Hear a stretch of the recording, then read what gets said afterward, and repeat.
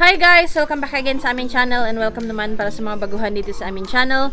If you haven't subscribed in our channel guys, please do consider subscribing. Please do like our video and share to your friends. Do comment down below of course para sa mga katanungan nyo. And don't forget guys, like our page on Facebook. So ayan guys, magandang umaga. Matagal-tagal bago tayo nakapag-upload. But guys, maraming salamat pa rin sa lahat ng nanonood sa aming videos dito sa aming channel guys at maging doon sa aming Facebook page. And nga pala guys, we have our TikTok account. Ayan, so just for fun lang din guys.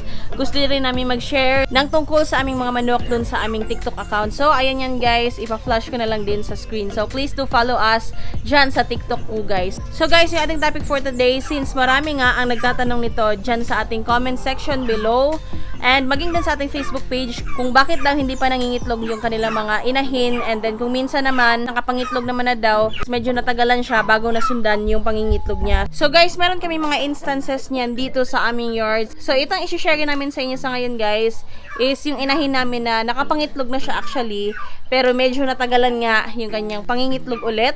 Ayun, meron kami mga ilang paraan na ginagawa, hindi lang sa ito na hen. Actually, nakagawa na kami niyan sa isang hen, or na-experience na namin siya sa isang hen namin before.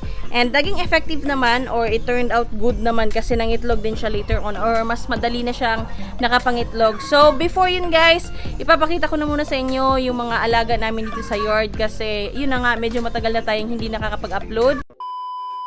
Since always ko rin na-flex yung aming mga broadcock guys, this time, ang ipapakita ko naman din sa inyo is yung mga hen namin, since nakatapik nga din tayo sa mga hen natin na hindi nangingitlog. So, yun na lang din yung papakita ko na muna sa inyo sa ngayon. And guys, let's go at ipapakita na namin yung aming mga hen na ginagamit dito sa aming yard. So, ayan guys, nandito yung mga ilang hen natin. Pero unahin ko na muna sa likod guys. Ayan, mamaya na tayo dito kasi marami din tayong mga alaga dyan. Ayan, yung mga black din natin. So, doon muna tayo sa likod guys. Ito yung yard namin guys na kung saan yung mga tinamnan namin ng Carabao grass before. So may mga kangkong na rin na iilan dyan guys. So eto na yung hen natin dito sa likod guys. Ayan yung pinakita ko rin sa inyo sa page, yung big mama natin. So ayan silang dalawa dito. So ayan na mga hen guys is galing kay Sir Sia. So sa mga nakakasubaybay dito sa aming channel, alam nyo na most of our materials or yung mga alaga naming manok dito is nag-switch talaga kami kay Sir Sia guys ng mga manok. So, yung dalawang yan is na-purchase namin medyo matagal na rin. Pero yan na yung mga big mamas namin guys dito. So, bali ayan guys yung aming mga black hen na nandito sa yard. So, silang dalawa is pinagkukunan namin ng mga black namin ng mga sisiw guys na nire-release namin dito sa aming yard. So, ayan yung ating dalawang una na hen. So, bali guys, ito naman yung ating hen. So, ito ay black pa rin guys. So, sa napapansin nyo guys, medyo marami talaga yung black namin. So, medyo nahumaling talaga kami sa kulay na to. So, ayan na siya guys na hen. Ito ay galing pa rin kay Sir Sia. So, isa rin to sa aming mga black hen. So, bali ayan, ikatlong black hen namin yan dito sa ating yard. So, ayan guys, nandito ako sa loob ng aming brooder banda. And since black yung ating mga nauna na hen, so itatapos na muna namin lahat guys. Gawin nating black muna lahat ang papakita. And then later on, or mamaya guys, papakita ko sa inyo yung iba pang mga kulay nung hen namin. So far, ito yung pang-apat natin na black hen dito sa aming yard. So yan yung ating, of course, galing pa rin kay Sir Sia. Ayan yung ating ika-apat na hen dito sa aming yard. So ganyan yung itsura niya guys. Ayan. So, ang taas din nung kanyang leeg. So, ayun guys, moving forward tayo sa isa pa nating black dito sa yard. So nga pala guys, sa mga nakaka-remember dyan, nung pumunta kami kay Sir Sia, ito yung dalawang sisiw. Actually, tatlo yun guys. So, bali, ito yung dalawa sa tatlo. So, ayan na sila sa ngayon guys. Bali, ito ay regalo ni Sir Sia sa amin. And maraming salamat kay Sir Sia. 2 araw to 3 araw. Napakaliliit pa nila. Pero sa ngayon, ayan na sila guys. And lumaki din talaga sila ng malulusog. So, bali, ito yung ating stag. Tapos, ito naman yung pullet guys. So, kung hindi ako nagkakamali guys, around 5 to 6 months old na rin ito silang dalawa. Ayan guys, so ito is pang-5 na ating babae. So, magiging hen na rin yan soon. So, bali ito siya ang pang-5 na black hen namin dito sa aming yard. So, ayan is additional na yan kay Goki, tsaka yung ating isang puding. So, tinatawag ito ni Puy Puy guys na the gift. So, yan kasi yun sila yung mga maliliit pa noon. So, dito naman sa ikatlong pen, guys, meron din kaming mga block dito. So, as you can remember, guys, eto is si Pudding. So, ayan yung nakuha namin kay Sir Shamu Raptor. Ayan yung kanyang katawan, guys. And, also, guys, presenting to you, ayan. Ngayon pa lang, nagpapasalamat kami kay Sir Shamu Raptor or kay Sir Flint. So, pinahiram niya yung dalawang hen niya dito sa amin, guys. And, of course, pinaring natin dito sa kanyang Pudding, guys. The only one Pudding na nandito sa yard namin na isang broadcast. So, bali itong dalawa, guys, is na-feature niya na sa channel niya. So, ilalagay ko na lang sa screen yung channel niya, guys. So, ayan na yung dalawang hen, guys. Ayan. And ito, so bali hindi to amin talaga, guys, pinahiram lang din ni Sir Flint. So maraming salamat kay Sir, mahilig siyang tumutok sa ating camera.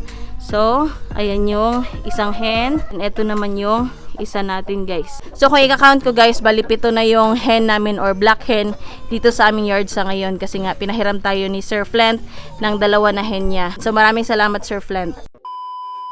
So ngayon naman, guys, ipapakita ko sa inyo yung iba pang kulay ng aming mga hen na nandito sa aming yard. So, ito yung ating isang hen naman na ibang kulay. So ito ay Red G or Red Gohan. Ayan yung aming kino-code name sa kanila, guys. So bali ayan yung kanyang tindig, guys.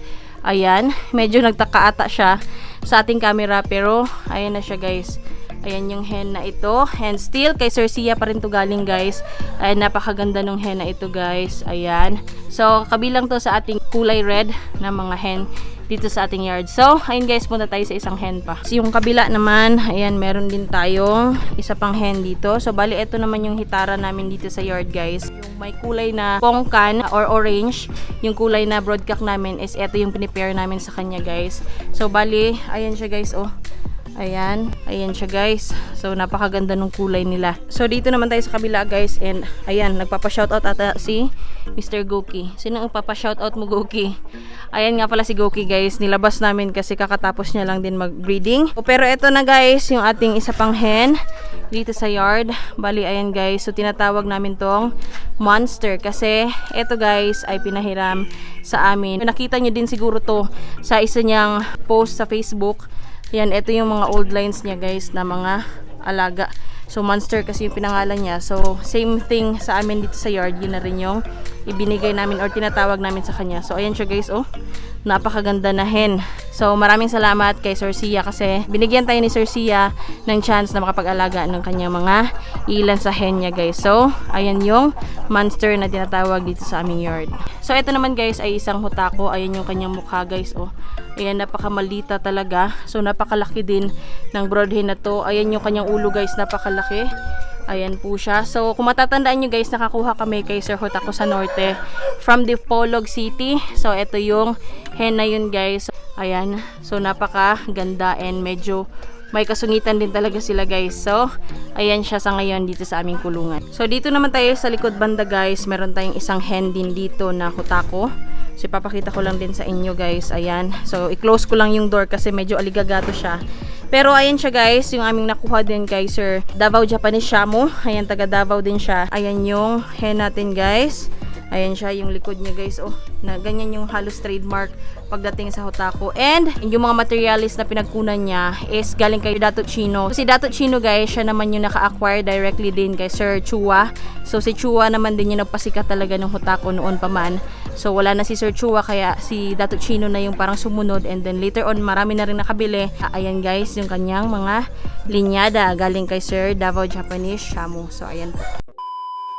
So nga pala, guys, madagdag ko lang, since marami ding nagtatanong regarding doon sa Japanese Shamu namin, iilan namin na nabili noon, guys. Napakarami naming na-share sa inyo, guys, yung mga EUG, mga Hutako. Actually, guys, wala na yon. Pero sa ngayon, guys, Sia, halos yung mga alaga namin sa Norte, tsaka kay Sir Davao Japanese Shamu, yung aming mga alaga na natira sa Hutako namin, guys. And ilan sa nabili rin namin is si Apollo. Yes, nandito sa yard si Apollo. So yung pinapakita namin sa inyo, guys, ay yun lang yung nandito na mga hen sa aming yard. So, ayun, guys, proceed tayo sa mga ilan pa na meron sa yard kasi, ayan, para maliwanagan lang din kayo kasi baka meron na namang maghanap dun sa mga nabili namin before, which is wala na sa yard, kaya hindi ko na rin may ipapakita sa inyo in this video yung mga hen na iyon. So, proceed tayo, guys. So, guys, ito na yung last namin na hen, and ito yung nga pala nanggaling kay Giant Breeds. Ayan siya guys. Ito nga pala yung tinatawag namin na Alita before, and later on tinatawag na lang din namin siyang Tamsi. So ayan yung usual na nakikita nyo na partner ni Apollo.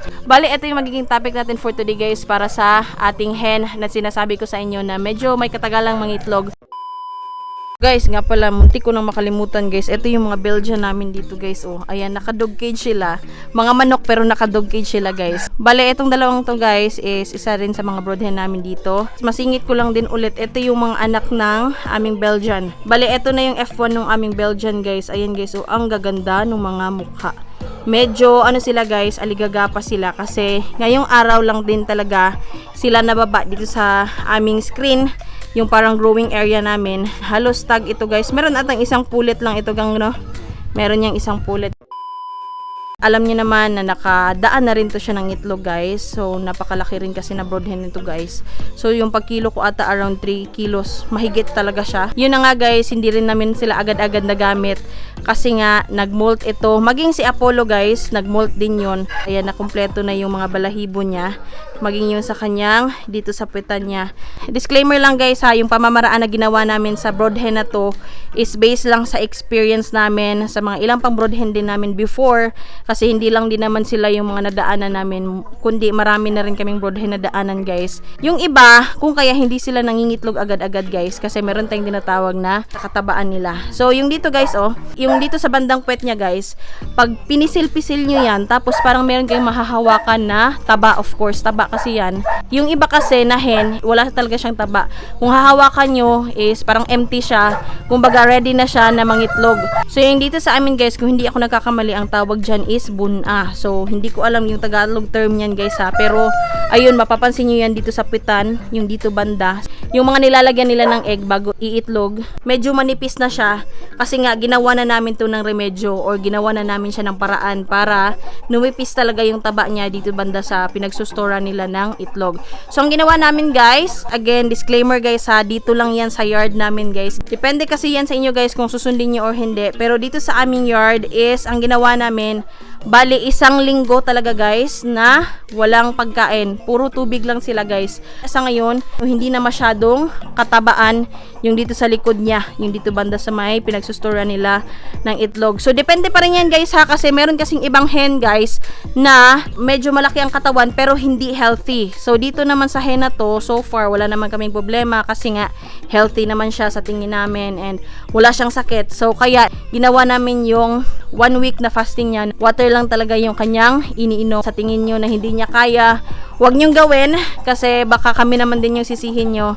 So dito sa amin, ginawa namin ng 1 week guys kasi mas mabilis talaga yung pagnipis nung taba niya dito. Ang ginagawa ni partner sa ngayon is binibigyan niya ng paunti-unti. Siguro sa 1/4 cup lang yung binibigay niya. Pero ayun guys, i-update ko kayo sa hen na to once na mangitlog na siya. Medyo may kalakihan talaga pero so far naman yung dito sa kanyang ilalim, ayan oh, medyo manipis na pero talagang makakapamo pa rin na meron. So, i-continue lang namin muna yung pag-remedy sa kanya.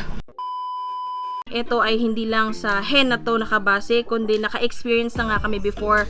Alam nyo naman na most of our videos here is through experience talaga or galing sa aming karanasan sa pag-aalaga ng mga manok. So, since marami nagtatanong, yun ang ginawa namin, fasting talaga ng tubig sa kanila within a week. And then later on, so binibigyan na namin yan after ng mga paunti-unti na pagkain. So ang pinakamainam na gawin niyo na lang din siguro guys is i-control na lang din talaga yung pagkain ng hen natin, even nakakatapos niya lang na mangitlog or maglimlim kasi para nga hindi talaga sila tumaba. Kasi napakahirap na guys na magpa water fasting and hindi na rin natin alam kung minsan kasi nga depende rin yan kung healthy ba talaga yung mga hen nyo or mga alaga nyo. Again, disclaimer guys ha, iba-iba tayo ng mga alaga, iba-iba tayo ng experience. Yung mga sinishare namin sa inyo sa ngayon is nagawa na namin before. So meron na kami mga ilang hen na yun na nga yung nagiging scenario guys. So ayun lang guys, yung ating topic for today siguro. Maraming salamat sa panonood and sana na-enjoy nyo. Please do good everybody. Goodbye and peace out!